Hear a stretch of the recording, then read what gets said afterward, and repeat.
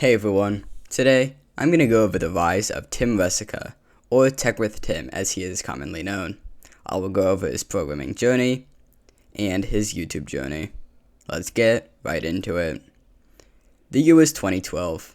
Tim had always had a passion for computers and really loved learning how things worked. Many of his interests were aligned with the computer science industry, and he would later learn this was much to his benefit. As a kid, Tim was an intellectual student who received good grades, and as a result, had a lot of free time after school. After school, although he did not have any direct schoolwork, he still loved learning, so he would always try to learn something new. As I mentioned before, Tim always loved learning how things work, and on one of these nights, when he didn't have anything else to do, he wanted to learn how computers worked. This led Tim to the start of his coding journey. Tim was in 8th grade, and although he did not have any pressure from others or people to follow in his path, he still wanted to learn how to code. He did this by watching YouTube videos made by the New Boston on HTML. He would watch the series on HTML every night, and he would watch a couple of these videos every night. He wanted to make sure that he understood what he was learning, so he would watch the videos over and over 3 or 4 times. This, to me, was the first sign of his success, how he was willing to go to extreme measures for what he wanted to accomplish. He was certainly not a natural, though. Although he was a great student in school, his only source of knowledge in coding came from these YouTube videos, and so he had to put his best foot forward when learning the content. He eventually started to understand the content and get good at HTML. He was even able to put together his own web pages. He then went on to learn CSS, as is the key to making a good-looking website, and he learned JavaScript to add functionality to the websites. After learning JavaScript, Tim would realize that he preferred it to HTML and CSS, as he enjoyed the logic side of things, and he had never really been a designing or UI type of person. To this day, Tim remembers making a password generator project, and this is a good first project for many. Tim was really in awe after making this project, about how he was able to manipulate the web page in order to get it to work. We move to 2013, and Tim has an idea.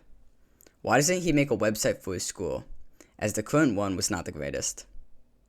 Although he did not end up completing this project, he did learn parts of PHP. Although he did not get to fully grasp it, as much of PHP was too difficult. We now move to 2014, and Tim has moved into learning C#. C# is a rather difficult language, especially for an 8th grader, and Tim could not find any great videos on it on YouTube. He was able to make some games in C#, although he did not make anything too special. He then discovered something that puts lots of programmers in their sweet spot, a programming competition. There was a problem with this, however, as the programming competition was in Python, and he only knew JavaScript and C#. Tim was up to the challenge to learn it, however, and was able to learn Python almost instantly. After coming off of one of the most difficult languages to learn, C#, and moving into one of the easiest languages to learn, Python was a game changer for Tim. He fell in love with it instantly. When he competed in the competition, he did not do great. However, this did not discourage him. In fact, it did quite the opposite. It inspired him to get even better at Python. Over the next year, he worked hard at Python, and he came back the next year and competed in the competition. He ended up at the top of his school, and this gave him even more motivation to get better. Now in 2016, while in 11th grade, Tim had made a very important decision that many don't make until later on. Tim decided that he would go into the computer science field. Tim went on to learn Pygame in his high school class, and he was even able to make some money off of this on Fiverr. At this point in time, Tim had enrolled to the University of Ottawa, majoring in computer science. And around this time, Tim started his programming channel called Tech with Tim. Since he had already learned so much about Python and programming in general, Tim had a lot of free time as the classes were pretty easy. He used this time to work on his YouTube channel, with some of his first videos or a Python introductory series. He does not only make programming videos, however, he also made videos on overclocking a PC, mining Ethereum, pranking your friends, and many, many more. He then realized that he should learn more of the basics of Python to expand his knowledge. He He started to learn the basics of machine learning and AI, such as TensorFlow and Kivy. Tim made sure to learn as much as he could in Python. But then the unthinkable happened. As the second semester of college rolled around the corner, Tim learned that he would be learning Java. Although he had never learned it, he picked it up fairly quickly with his past knowledge of C#. He did well in the classes that he needed to take. We now move to 2019, and Tim had been taking a class where he needed to write an application for an Android device. He does that, builds a good application, and moves on to working with databases in SQL. At around this point in time, Tim also learned Prolog and Scheme, which are pretty old programming frameworks, and he learned Go. He also started teaching Go on his YouTube channel. On to 2020, and Tim had landed an internship at Microsoft. Tim was working on Python and VS Code, and extensions in VS Code, and needed to learn TypeScript, React, and Redux. Tim did well in his internship, and he ended up picking up another language. This language was Dart.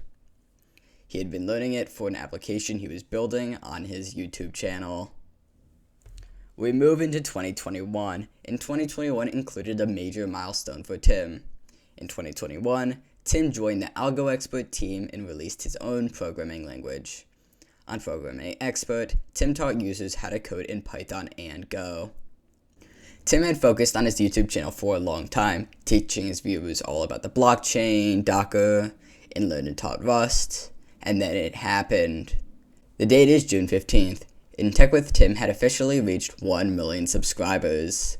On this same date, Tim announced that he would be joining a tech startup, and he would be building the entire front end, back end, and structure of the mobile application. Although he mentioned that he would be slowing down the amount of YouTube video he posts, he's still been posting consistently to this very day. Throughout the years, Tim had shared with his audience a common message. This message is that although you may not be the smartest, you may not be the most natural. If you put the time and focus in, you can achieve whatever you want. He even said it himself. And I just want to make that really clear because a lot of people kind of look at me and what I've done and think that I'm just, this genius, prodigy, whatever. I can guarantee you I'm not. I genuinely am someone who, maybe might be smarter than the average guy, but they worked really hard to actually get a good programming base at a really young age. Be sure to drop a like and subscribe if you learned a thing about Tech with Tim, and I will see you in the next one. Later.